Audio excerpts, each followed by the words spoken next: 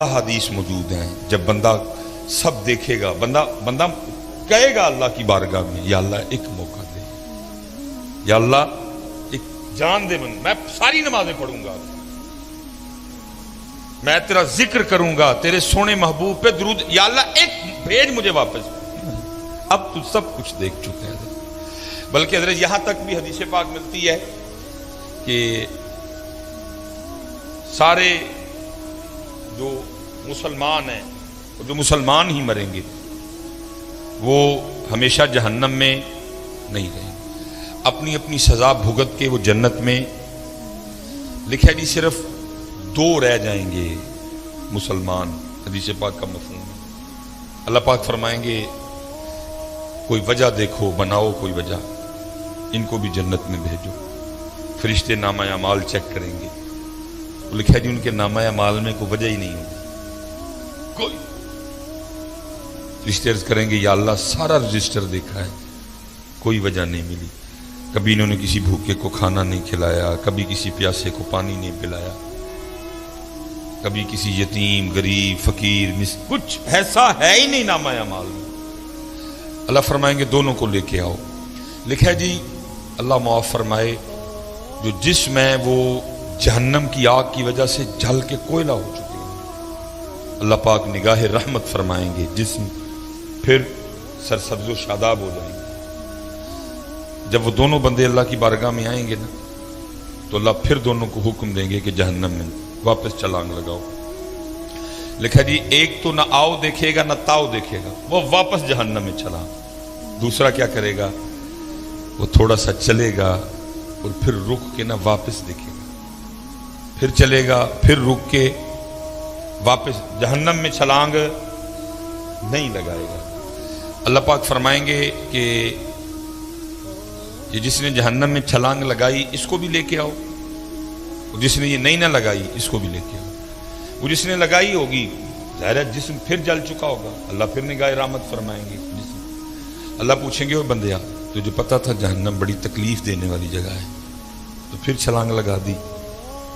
عرض کرے گا رب کریم تو نے مجھے 60 سال 70 سال زندگی دی اور میں کیسا بد نصیب تھا کہ میں نے تیری ایک بات بھی نہیں مانی ہے۔ میں نے کہا اے بندیا اج پھر موقع ملیا اپنے رب دی گل منن دا، میں پینا سڑنا ہے، اوے حجی مان جا، پینا سڑنا ہی ہے لیکن آج ہی مان جا۔ اس لیے رب کریم میں نے پھر چھلانگ لگا دی۔ اللہ فرمائیں گے اچھا چل جا تجھے معاف کیا، چل جا جنت میں۔ دوسرے کو پوچھا جائے گا بندے ساری زندگی بھی بات نہیں مانی، آج پھر نہیں مانی؟ بڑی حضرت اس دن بندے کو اس سے زیادہ کوئی حسرت نہیں ہوگی کہ میں نے اپنے رب کی بات کیوں نہیں مانی تھی۔ بندہ کہے گا یا اللہ ایک جان دے پھر واپس، اب میں پڑھوں گا نماز، میں اٹھوں گا فجر کے لیے، میں تہجد بھی پڑھوں گا، جو تو نے مال دیا ہے میں خرچ کروں گا اس کو لوگوں پہ، لیکن تب کیا کہا؟ اب بندے وقت گزر گئے، تو دیکھ لیا سارا، قبر تو نے دیکھ لی، حشر تو نے دیکھ لیا، جنت تو نے دیکھ لی، جہنم تو نے دیکھ لی، حساب تو نے دیکھ لی۔ اب تو مزہ تو تب تھا نا بغیر دیکھے مانتا، اب تو سب دیکھ چکا تھا، اب گیا موقع۔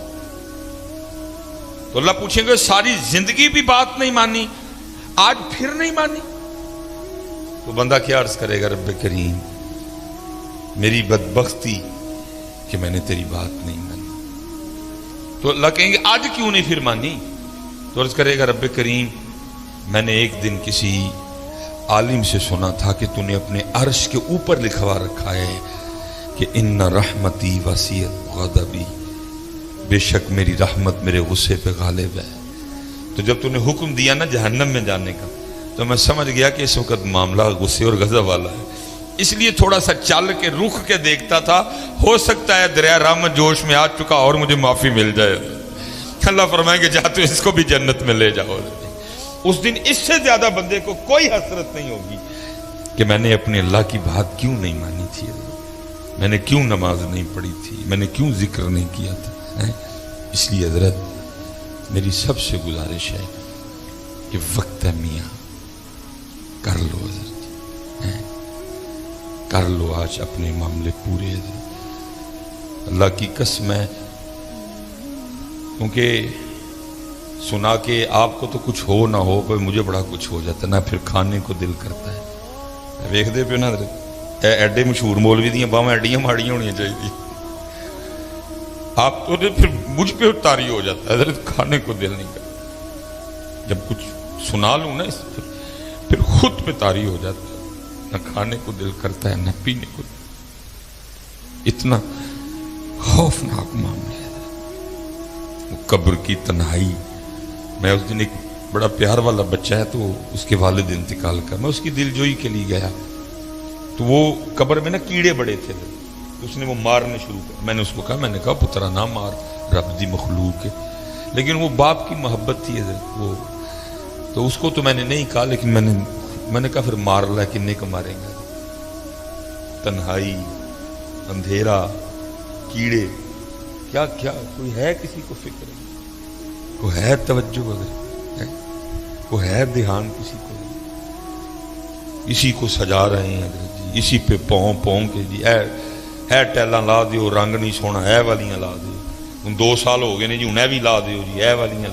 ٹھیک ہے بھائی، اللہ نے اگر تجھے دیا ہے تو تیری مرضی ہے لگا، لیکن میری گزارش اتنی ہے بھائی جدھر کتنا تو رہ لے گا، ادھر کتنا، آخر کتنا رہ لے گا؟ میں نے آگے کہا نا جی، میں آپ کے لیے 200 سال عمر کا دعا گو ہوں، صحت والی، لیکن بھائی 200 سال بعد بھی جانا۔ تکلیف یہ ہے کہ بھائی جس کو چھوڑنا ہے، مانتے ہو چھوڑنا ہے، چھوڑ کے جا رہے ہیں۔ مرید حسین صاحب چلے گئے، میرے والد صاحب چلے گئے، میری والدہ صاحبہ چلی گئیں، حکیم صاحب چلے گئے، حکیم خادم علی صاحب چلے گئے، حافظ محمد عالم رحمۃ اللہ تعالی علیہ چلے گئے۔ کتنی دیر حضرت یہ تو ٹیلوں میں رہ لے گا؟